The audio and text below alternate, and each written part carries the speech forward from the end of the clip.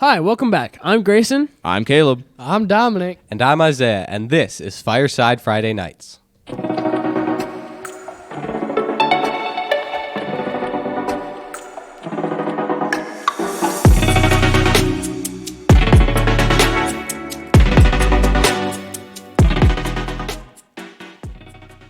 Welcome back to Fireside Friday Nights. Being that this is an election year, a big topic in the political scope is the border crisis, and that's what we're going to be conquering today. But before we get into it, make sure you like the episode, subscribe to us on YouTube, follow us on Twitter, Instagram, and wherever you get your podcast, and turn on notifications. So, being that this is a big topic, I guess we'll just start. What are your guys' opinions on the border crisis, the situation, illegal immigrants, etc., etc.? Well, I think there's a problem. I mean, I'm not super passionate about this like some of you guys are more passionate about this. I know there's a problem, and I think that we need to do something about it. Like, people shouldn't be allowed to illegally cross our border. And that we just allow it to happen? Yeah, it's ridiculous that it happens all the time. Like, if it takes building a wall, build a wall. I think just immigration itself, like if you do it legally, I think it's fine. But just not doing it illegal because you're not actually going through the process, and it makes it harder for the people who want to do it legally. So what I'd say to that is seeking asylum is fine if you're like having problems, but we are literally being invaded. We have an overarching problem that needs to be solved, and something needs to happen with it. Yeah, and it's like when you get people from other countries into our countries, it's going to affect all sorts of stuff, like just economy-wise, jobs and housing, voting population. Yeah, it affects it all in a way. So I guess one thing that I would say first. So my uncle, he is South African. He married into our family. The like actual situation, all the stuff he had to go through to become a citizen was so much. He had to go through so much that either he had to get married or he'd get deported back to South Africa because he was off his work leave. So he had to go through all the work legally just to become a citizen. And the fact that people can just override this and just come in illegally through our open borders is degrading to the people who actually did it legally. And also the people who come in illegally are getting stuff paid for. They're just getting money they're getting housed. They talk about the free college stereotype. People are just like, yeah, so if I cheat to get into college, I can get arrested. But if I cheat to get into this country, I get my college paid for. That makes sense, right? Right. I don't know how true it is, but I think it's kind of funny because I don't think it's false. Since when did we award an illegal act with, you get a bunch of new stuff? That is true. I mean, we punish people in our country, our own citizens, by putting them in prison for doing stuff that they're not supposed to do, but they cross our border illegally, and then it's fine. So my opinion on this would be, I have nothing against immigration, of course, because without immigration, none of us would be here. Yeah, mm-hmm. Like that's true. I would be living in like Austria or something. Yeah, some weird country over there. Weird country. All right. So I have nothing against immigration, but the illegal part is where I have a problem because we have a process for this. And I know I've read stories of people from Europe who come over to the U.S. to become citizens, and they do it legally, and no one cares because it's fine and nothing bad happens. My problem is when people come in illegally, which in itself I don't find horrible, but then a lot of those people go on to take jobs from citizens, commit crimes. It turns into an invasion, which, being that this is such a big topic in the news these days, Texas declared it as an invasion. Well, yeah, and just the sheer number of people coming over the border is what makes it a really bad situation. Well, and how much harder is it to do it legally? Like, I mean, it's harder because all they have to do is sure. just cross over and say, "Oh, my life sucks." And speaking of which, I mean, so being that the immigration crisis has been a thing popularly talked about in the news for a while now, last year I was in Spanish class and I had to write a paper. My teacher forced us to write a paper. We had to watch this documentary about, I can't remember what it was called. It was about immigrants crossing over the border illegally, and we had to write about how we empathize with illegal immigration. And my teacher, while we had to write this essay, she was gone out of the country, and we decided that I was like, guys, I told my fellow students, I was like, I'm not just gonna write the paper. I'm gonna show my beliefs. So actually, I'll just read you the paper that I wrote. I didn't go very in depth, but I was like, I just showed how I wasn't gonna stand for having to empathize with illegal immigration. So here goes. Illegal immigration. It's illegal. I have empathy towards the people in their situation and if they live in poverty and are experiencing trouble in their home country. But if they have to do it by illegal means, I have no empathy for the crossing over the border illegally part of the matter. If you're trying to force the idea that people coming into our country illegally is right, I will not empathize with this and I will further portray my own thoughts. I will not be indoctrinated by the idea if you are trying to convince us it's a good idea to empathize with legal immigration, and I will continue to write my own opinion.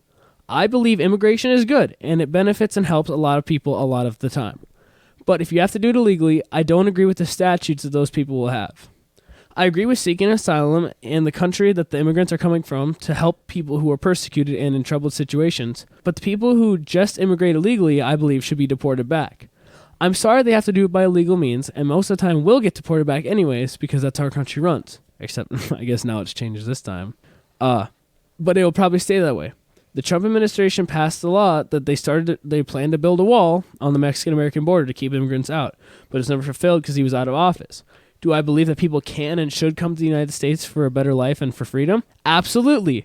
But should they have to do it 100% legally? Yes, 100% of the time. Except for in dire situations where they have no literal other option or choice. But the video that you had us shown, the documentary we had to watch, were just thousands of people riding illegally on the backs of trains and moving further through their country to cross the border. And I do not agree with that at all. Even in the story that we had to read, so we had to read a story in class talking about this girl who they were paying off a bunch of, they called them coyotes, I think, that were going to pay to get them across the border and stuff.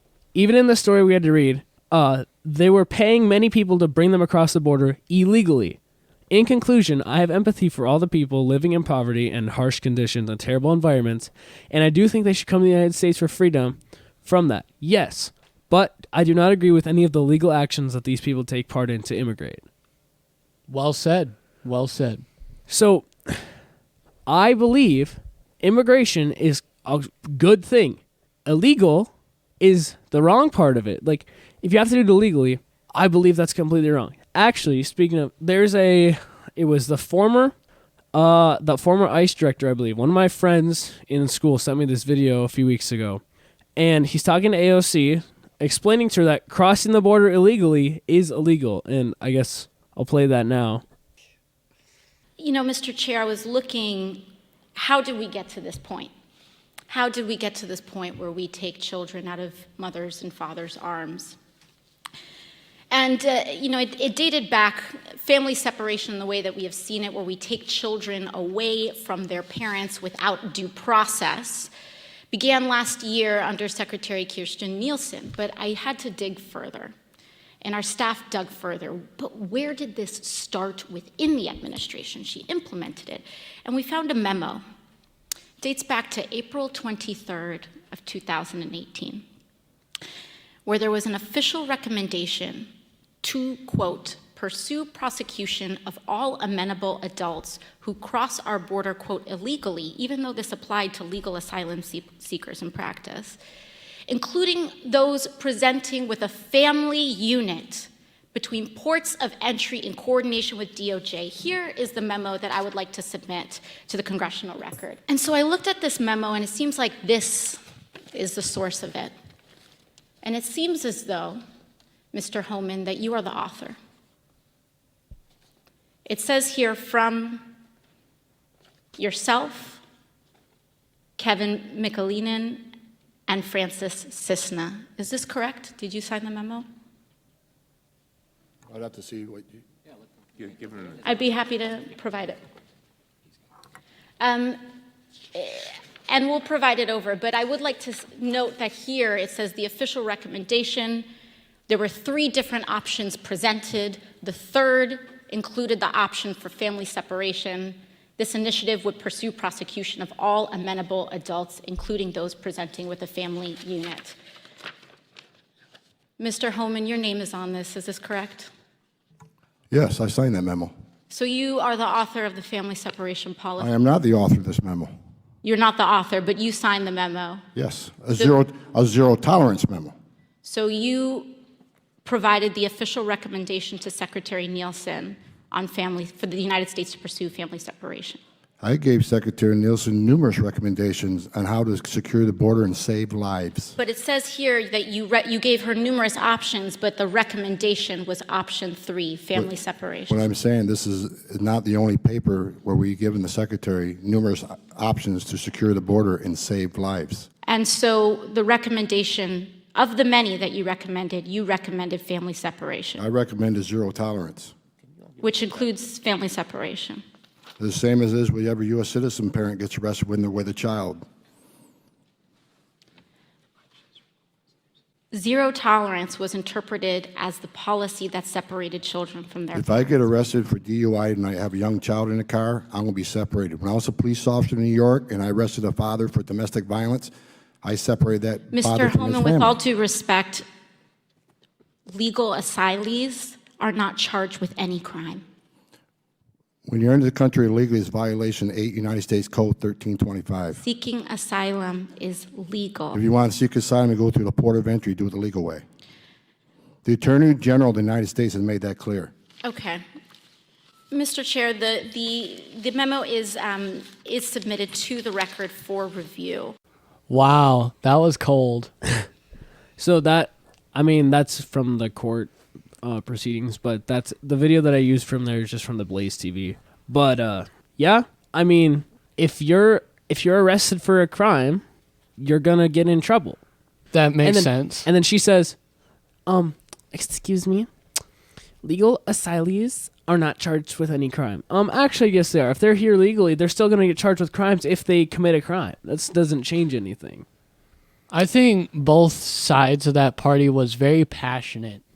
And both of them had their opinions that they wanted to state, because you could tell from their tone and the way that they were saying it, they both wanted to make a statement. Well, the one thing with what AOC was saying is that I thought was funny. She goes, so he says something and she's like, zero tolerance was interpreted as, and then he just keeps saying, I said what I said. I said what I said. And he goes, if you commit a crime, doesn't matter if you're an illegal immigrant or not. I mean, one of the big things involving, I guess, the illegal immigration case too, is that it's going to mess up our voting and that our political system will be messed up by. I mean, I've heard conspiracy theories that people think that the illegal immigrants are going to somehow be able to vote in our election, and that the government is just letting more in so that they get more voters from the Democrat side because Democrats are in power and they're letting them in, and the Republicans and the conservative side is trying to shut them down. And I mean, it kind of sounds like, in a way, if this is true, it sounds like history repeating itself, as there were slaves in the country and the Republicans had to pass the 13th Amendment, then the 14th, then the 15th, just to abolish slavery and then to give citizenship and then to give all black people the right to vote. And then all the black people voted for the Republicans because the Republicans freed them. And that's one thing that even in our schools today, they're not getting taught. Because I keep seeing all these posts where it's like, oh, that's just your KK conservative. It's like KKK in front of conservatives. That's just your agenda. And then the people in the comments are like, if you got taught from textbooks that were, written back in the 1960s, you would realize that history actually is flipped the other way around. The Republicans are the ones who actually freed the slaves from slavery. But nowadays, everyone thinks it's the opposite side, because if you look at the poll numbers from the past elections, the black population votes predominantly towards the Democrat liberal side of the political spectrum. And I don't really actually know if the truth about any of immigrants overtaking the elections, or if they can even sway them in the first place. Do you know anything about that? Well, yeah, actually. So there needs to be some clarification here, because in a presidential election, there's two different ones. There's the popular vote, which is basically you cast your vote for who you want to be president. And the other way is the Electoral College, and that is actually what decides the president. Yeah. Was it 270 something to win, or 270 to win? Is that what Yeah, it, you just have to have majority from the Electoral College to win. So the way I understand it is basically the popular vote doesn't matter as much, so that it doesn't matter if, well, to me, if the illegals are allowed to vote, because the popular vote is not exactly what decides the president. What decides who the president is going to be is the Electoral College. And the way this works is that the amount of representatives is determined by the number of people that are counted from each area. So what the conservatives are saying is that the Democrats are bringing the illegal immigrants to Democrat areas such as California and New York. And since there's so many, the census actually counts all people. The U.S. Census does. So there's more people in those areas, which means more representatives get I voted see in what from those areas, which can then sway the election. Hold on. I see what you're saying, because if these areas are, because the Electoral College is already taken up, like, there's only like 2 states that have region areas, or that have like individual regions that get it's like Nebraska and like, is it Vermont, I think, that have the sectional I don't know. Electoral College votes. But I think that's interesting, because if, say, California gets more Electoral College votes, whatever the state's majority gets, that's who gets the Electoral College, all the votes from that state, unless they're separate sanctions. Right. So if they just get more votes, I do think it's weird, though, according to that logic, if they're bringing them to the ones that already have votes, because if they wanted to steal the Electoral College votes from, say, like a big red state, or because, I mean, with 2016 election, Hillary had the popular vote. She won. Yep, and it was By same popular vote. in, I think, 2000 in Gore versus Bush. Bush didn't have as many popular votes, but he still won the Electoral College. Yeah, and then, well, that was a huge congressional debate, because they had, he said he won, and then he's people were surprised when Al Gore won, or when Al Gore didn't win. Mm-hmm.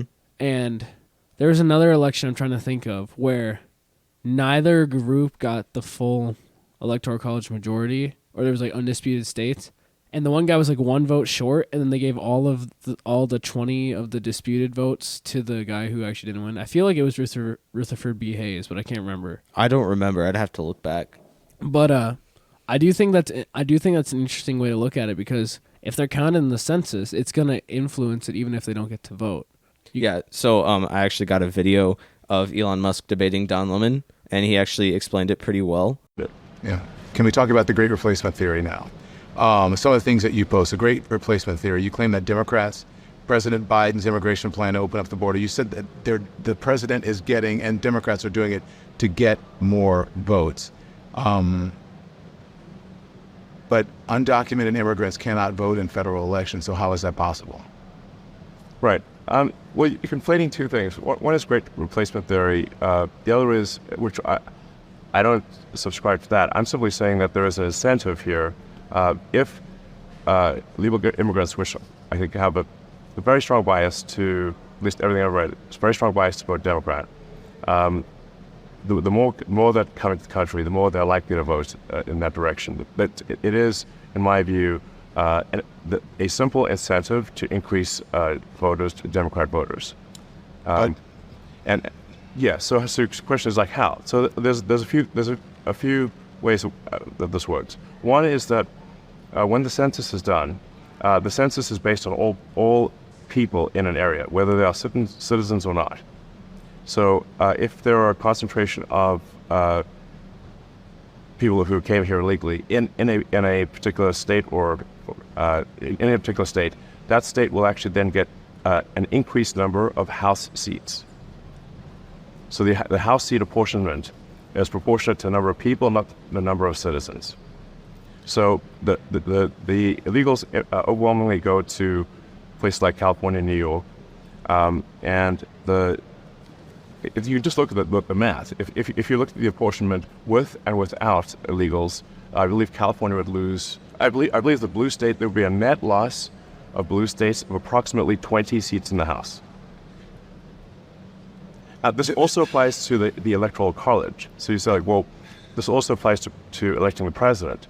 because the electoral votes are also done by apportionment the same way that House seats are done. But the reason, Elon, the Electoral College is in place is to balance that, is so that doesn't happen. So what you're saying about it is the exact opposite of the reason why the Electoral College is there. The Electoral College at this point, in our history, gives people who are in smaller states and red states much more of an influence over our elections than people who are in blue states, and the majority of the people in this country. That's what the Electoral College does. It actually does the exact opposite of what you're saying. It protects people who are in smaller states and protects people who are in red states. Well, The red states, because they tend to be smaller and less populous. I think that statement is what you said is true, but what I said is also true, which is that if as is the case, a disproportionate number of legal immigrants go to blue states, they amplify the effect of a blue state vote.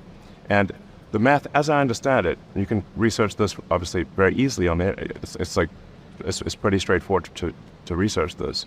But my understanding is that there would be that the Democrats would lose approximately 20 seats in the House if illegals were not counted in the census, and that's also 20 less electoral votes for president. So the illegals absolutely do affect the who controls the House and who controls the presidency. It does not affect the Senate. Oh, wow. Okay, so That's actually wild. I was gonna react when he said the 20 seats. That's crazy. That's if that's actually not wild. counted. So if that's the case, which I mean, listen to Elon Musk. I think he knows his stuff when he's talking. Most of the time, he does. I would say that's very influential. Yeah, That's- just a little bit. I mean, after the invasion, well, so I guess we should talk about that. Texas filing invasion of their state to the state or to the government, and the government said they weren't going to help them defend themselves. So then Texas filed protection, like it can defend itself. According to the state self-defense clause in Article 1, Section 10, provides that a state may defend itself when it has been actually invaded or in imminent danger, as will not admit of delay, and the state does not need the consent of Congress to do so. And so Texas versus President of the United States, that end now, that actual lawsuit, but Texas took charge of their National Guard, or their guard, to actually defend their state. There's actually Greg Abbott, the governor of Texas, posted on Twitter, I think 2 weeks ago, or no, 4 days ago, a week ago, I don't know. He says, "No one's allowed to pass, thanks to the Texas Military Department and the Texas Department of Public Safety for securing the border 24/7. And he's posted a picture of the barbed wire fence wall and the military vehicles prowling the border. But the thing, I guess, Dominic, you and I were talking the other day about the border, and you were telling me in school about the video of the guy who's like, "Soon you'll know who I am." Oh yeah, it was actually kind of scary too, because there was like a reporter or whatever that like said like, hey, well, he was just going to illegal immigrants and just saying like, He was on the border when when he interviewed him, right? yeah, he was at the border and he was interviewing them and he was just saying like, what do you think about being in America now? And basically this guy said, America is so stupid, like they don't even know who I am, but soon you're going to know who I am. And it like, maybe he was just saying that just cause, but it is kind of threatening because we don't know the amount of people that's actually coming into our borders. Yeah, I mean, we're just shipping them away and calling it good. Or not shipping them away, we're shipping them in. So And no one knows who or what these people can do. And it's just like, they kind of need a background check. That's why, like, I say, do it. I don't care Do if it you legally. do it That's what legally they- because you can background get a check. background check. Oh, I'll go back to background check.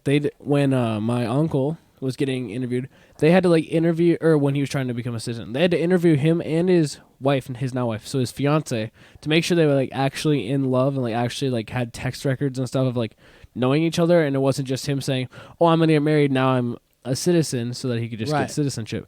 There's a movie with Ryan Reynolds and Sandra Bullock called The Proposal, And it's so she's Canadian and she's gonna get deported, and then he's like her secretary or something. And she's like, get married to me, and then they have to like go to his house in Alaska, and then like this one like immigrant or this immigration guy who has to like officiate them flies out to Alaska. It's a comedy, so it's like meant to be funny, but that's how it happens. They have to make sure that you're actually that's a background check. And even when we were talking about the guns that one day, background checks are if you're a criminal, I'm not gonna sell you a gun. But it's like we're talking about if you're coming over the border, you can't do certain things. And there's, I guess, going another story.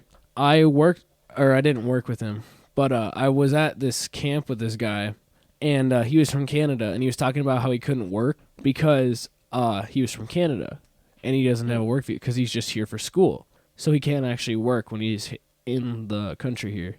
I don't know the whole backgrounds behind that, but I think it's just because the out of country stuff. But if these people that are coming in illegally are just coming in to be to be free laborers, I don't know how many construction workers that I see. I don't know if they're legal or not, but like it's kind of funny when like the entire construction crew is Mexican.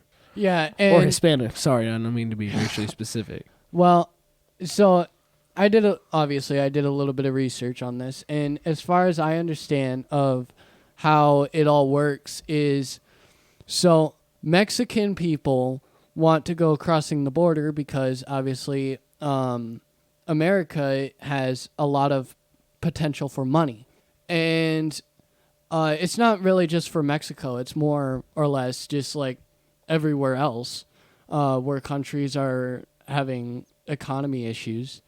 But I'm just picking on Mexico for this. So you got Mexican people, if they work, this is not any like specific or anything, I'm just saying stuff. But let's just say in Mexico, for a Mexican person to work in Mexico in their homeland, they'll get like $2 an hour, right? If they're an American citizen in the U.S., they'll have $10 an hour. Like I think minimum wage is like 11 or something like that. But let's just say $10 an hour if it's in U.S. So, and I might get this wrong, but I know like in companies like the U.S. say that if there's an illegal immigration or an illegal immigrant that's in America and they want to apply for a job, let's say at Walmart, right? I don't even know if they can. Huh? Can they even apply? Legally, they can't, but Walmart would still hire them because, like I said, from the background, in their motherland, they're going to get paid $2 an hour. If Walmart says, okay, I can pay this guy $5 an hour, he would love to do the work that's needed because he's going to get paid way more than he would in his homeland, but I'm going to be spending less money on this guy than I'm going to be paying for the next guy that's actually in America. Okay, I see what you're saying. I don't know Walmart specifically. No, because they're a corporation. But that's one reason I wonder if like construction crews they just hire a bunch, or like landscapers, because you don't have to have a license to go mow people's lawns. I don't think. No. And so that's why companies are doing it, because they can get big money, and the illegal immigrants can make big money. And where does that leave out for the people who want to actually have jobs in America? Like that's where a lot of people say that these illegal immigrants are taking our jobs, because companies want illegal immigrants to come because they can make way more money, and the illegal immigrants can make way more money. But that leaves America, like American citizens, without jobs. And it's like, well, what the heck? You know? So I was going to show that video, but since we're kind of on the economy side of it, I have one thing. My friend and I were talking about, the same friend who sent me that illegal immigration video from the AOC. We were talking about, so Tyson Foods, just this last week, they declared that they were hiring immigrants they were hiring migrants while laying off U.S. workers, and so like they would lay off Americans. So why are we? I'll go into it a little bit, but first, why are we laying off our own countrymen for people who aren't of our country? And I'll talk about that later because I have another point on that. But this is an article from Fox News. As Tyson Foods announced it is shuttering an Iowa pork factory that will lead to more than 1,000 lost jobs, the company reportedly met and hired migrants in Manhattan for positions at the Tennessee plant. After announcing it will join with the Tent Partnership for Refugees, staff from the poultry heavyweight engaged in asylum seekers at the New York office of Chobani Yogurt, whose CEO, I can't say the guy's name, founded the charity. And then it goes on to talk about there's at least 87 from South Africa and Central America that were hired. And the same report said that Tyson employs about 42,000 immigrants. And they said, let's see, the company's corporate social responsibility executive said we would like to employ another 42,000 if we could find them. I just think that that's funny how people got laid off. And then instead of caring for our own countrymen, we are going to just say that the other people are fine. Right. I don't know. And like another thing with that is, so you have illegal immigrants going into America because they can make big money, right?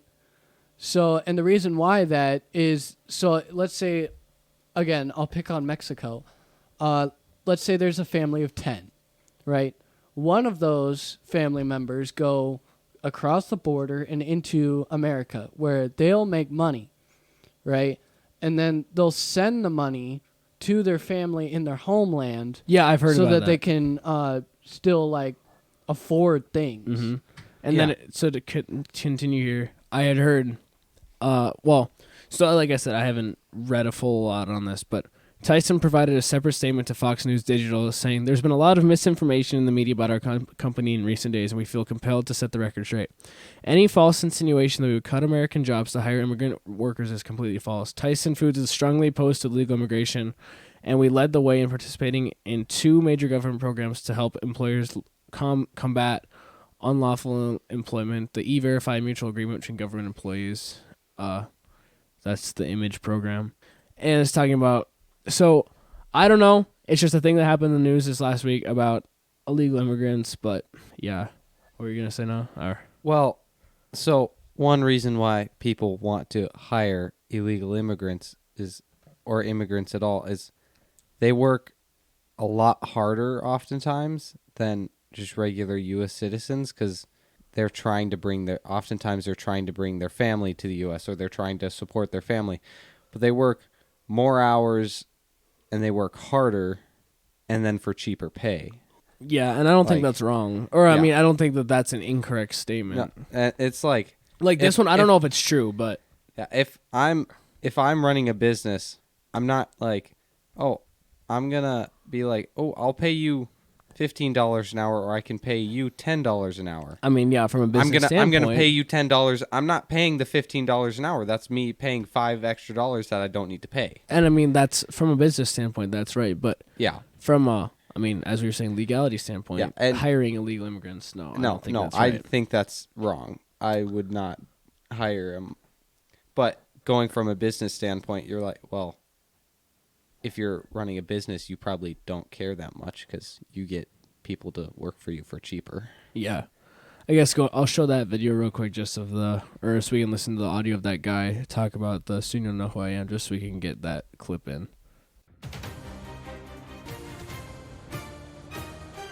As new border numbers show, 49 suspected terrorists were arrested at the southern border in fiscal year 2024 and 19 in just December alone. By the way, if you are smart enough, you will know who I am. But you are really not smart enough to know who I am. But soon you're going to know who I am. Very easy. Wow, very easy. The entitlement. No, believe me, I'm much better than that. The entitlement, guys. Wow. Yeah. I mean, that's a little creepy. You're just telling someone, soon you'll know who I am. Soon you'll know who I am. I mean, what else were we saying about, I guess, there was that one girl, and I guess I have in my notes, talking about the murders involved with illegal immigrants. There was that woman who was killed by the MS-13 gang member, and there was a $100 million lawsuit filed against the DHS for that, and that was only, I think, like 2 months ago. It was somewhere recent. I don't know.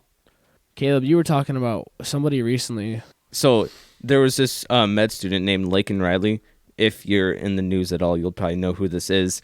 But she was murdered by an illegal immigrant, I don't know, a month or two ago. But there was like a lot of controversy around this because it was all over the news. Like everyone was talking about it. And so there was all the conservative Republicans were say her name because all the left media sources and stuff were like they were being very loose with it. They weren't talking about it if they didn't have to. What ended up happening with the is there anything that's happened with the actual situation? Well, there was a bill that they tried to pass in Congress that was basically like if there are illegal immigrants that are committing crimes, that they should just be deported right away, and that failed for some reason. I mean, I'm not saying that I don't think that that's wrong. Yeah, or and out I think there. it should have happened, but it just didn't. And the biggest controversy about it was when Joe Biden did his State of the Union address. He said her name incorrectly, and then proceeded. Actually? Yeah, he did. How did He said Lincoln Riley. Lincoln? He was like a football coach at some college. Oh wait, I saw a thing about this. Actually. Yeah, but then he proceeded to apologize to the illegal immigrant for calling him illegal instead of undocumented. No way. Okay, hold on. And he didn't apologize for the incorrect name? No. Or So did he just generally not know her name? He apologized afterwards. No. Like in the speech, he in the said that? speech he said it, and then afterwards he apologized to the illegal immigrant, but not the Riley family. Well, that's a. I don't even know how to respond to that. That's a little. That's a little weird. Yeah. Well, I mean, speaking of like Biden's immigration policies, I mean, he's the one who's been against all this. And I guess last year he talked about how he was expanding the migrants' healthcare access. That there's an article from AP News that said President Joe Biden announced Thursday that hundreds of thousands of immigrants brought to the U.S. illegally as children will be able to apply for Medicaid and Affordable Cares Act health insurance exchanges. And it's talked about the DACA, because if they arrived as children, then they can like apply for it. I don't know. It's just I feel that the babying that's happening from the government towards these people feel is like not how it should be handled. If we keep going this way, soon they just need to stop calling it illegal immigration because it's like obviously not that illegal. Yeah, they're just making it legal at this point. Like it's not like they're not stopping it. So why are we calling it illegal immigration? Well, no, it is anymore? illegal. That's not them calling it that because that's what Caleb said. Undocumented. It needs to be called illegal immigration. I don't think. Yeah. I don't agree with your point there. I think it should be called illegal immigration because problem it is illegal. that- They're not supposed to be coming in. We need to close our border because I think it's illegal because they're not doing it legally with documents. I think what Isaiah is saying is that it's illegal immigration, but they're treating it not like illegal immigration. And that's the thing. We don't help the people who come in legally. Yeah, I don't think at least. Well, So we don't need to because so they did why do the legally. people who come in legally why are they treated worse than the people? I don't like. Why are we helping the people who are illegally coming into our country? Actually, where's the point? Like, I was talking about that. Sanctuary cities, New York, Chicago, LA, just housing people, and they're getting tired of it. I have a video just to show real quick, and then I'll talk about one other thing I want to say, but these sanctuary cities don't want to house people anymore. As more buses carrying migrants arrive every day, Chicago's designation as a sanctuary city is waning among likely voters, according to a new poll conducted by M3 Strategies. A majority of Chicagoans prefer to end sanctuary city versus keep it. Pollster Matt Podorsky says 46% of those polled said no more sanctuary city, 39% said Chicago should remain one, and 14% were unsure. Chicago residents were polled all over the city. It was 600 plus likely voters. The method was SMS to web, so all text message and web-based surveys. And we polled only folks who voted in the most recent municipal election. The poll was broken down along racial lines. White voters actually preferred to keep sanctuary city by about a 10-point majority. whereas minority voters overwhelmingly wanted to end sanctuary city as it stands today. The poll included 18 questions on why likely voters wanted the sanctuary city status to end or remain. Pajorski says minority voters were very concerned about resources to support the migrant crisis being drained from their communities. It was Mayor Harold Washington in 1985 who issued an executive order designating Chicago as a sanctuary city. It was meant to prohibit city employees, including police, from enforcing federal immigration laws. Yeah, I mean, if they're a sanctuary city, but they don't want to keep, we're shipping out our own countrymen to fill in the spaces or to take their places. Like Caleb, you and I were talking about squatters and like people. They force people to live in their house. I don't know if it was a meme or if it's just a post, but this guy was like, okay, if they're gonna live in my house, fine, I'll let them live in my house after I board up the door and lock them in their room all day. Like, I mean, if you're giving squatters rights, but these cities don't want to become sanctuary cities anymore, or most of the people don't want to. And, I mean, there's one, Brett Cooper covered this, but in Brooklyn, New York, there's a school called James Madison High School, and all the kids are moved to virtual online learning so that the school can be used to house immigrants. And there was actually a video of this lady walking down, and she's like, she talks to one of the guys. The guy's like, stop recording. And then she's like, no, I'm just seeing where my tax dollars are going. This little section in New York is one of the only areas in New York that voted red in the last election. Coincidence? Possibly. Coincidence? I think not. I mean, I don't think it's a coincidence that the one red school gets kicked out for having their, or to house these immigrants that they don't really want to be there. And Wokeness had a post on Twitter about this. It said, breaking news, school buses are dropping off illegal immigrants at Madison High School in Brooklyn. The school is closing tomorrow. All 2,000 students will be doing class online to accommodate the illegals. And the comments were not very happy about it. One person said, they quoted Eric Adams, the mayor of New York, and they're like, thanks a lot, New York City mayor, where he said, we should protect our immigrants, period. And then he's like, yes, New York City will remain a sanctuary city under the Adams administration. So as far as it looks, New York will stay that way. And I guess the one other thing would be the amount of money that our country is paying towards other things instead of fortifying our border is kind of crazy too. For example, the Ukrainian war crisis. I mean, we're not really going to talk about that now because that's like a huge, on a whole nother topic. But the money, we've sent $165 billion out to Ukraine. That amount of money, I have one video that just shows what we could do with that money. With the $165 billion we gave to Ukraine, we could have built 6 border walls to stop illegal immigrants from pouring across our southern border. Mm-hmm. Could have fixed Flint's water system 215 times over. Easily. I like this one. Could have given every homeless vet $2 million.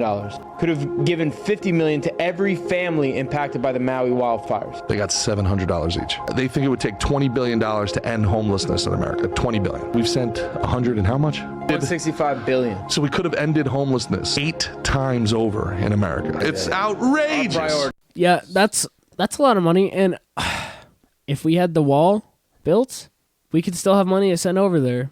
And it wall built, and still have the money to solve homelessness. Why don't we? And still send money. Why don't we first focus on our own country? If we're going down the drain as far as we are, our economy is starting to crash.